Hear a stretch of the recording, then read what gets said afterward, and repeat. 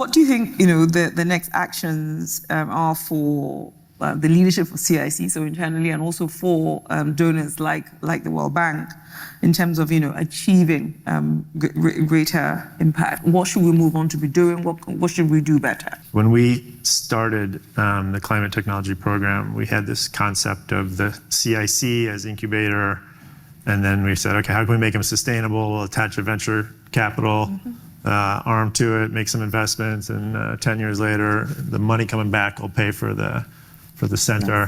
Yeah. And we tried it in Kenya, and we tried it in Ghana, and it was so far off of what that original concept was. Looking at alternatives, and maybe it's flexible debt, maybe it's equity, but the businesses need much more flexibility than people who come in from Silicon Valley and say, let's get a 20x return in 8 years. And patience. You have to have funders who have the patience, the willingness to kind of take those bets and lose some of those investments for the potential to kind of seed some winners.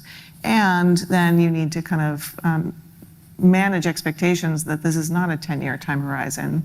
Yes. Really. It could be, but that's not something that's worth committing to, because that's the wrong kind of that's the wrong perspective kind of going in. The patience is really, really important. I wanted to actually pick up on something you said about investment ready, because I think this is also important. It's about understanding what is the full range of capital available to you and what makes sense for you based on your stage as well as your business model, right? And in many cases, venture is not going to actually be the right fit.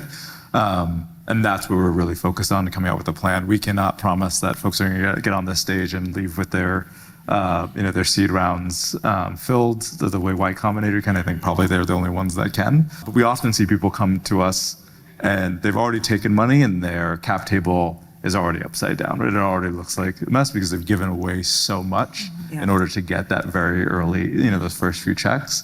And unfortunately, there are quite a few predators out there. And so that's something we're also trying to figure out. How do we intervene earlier so that folks are, again, making informed decisions? And if equity is the right thing, totally we want them to do it, but to make sure that they're doing it in a way that is beneficial for them and their long-term, the growth and health of the company.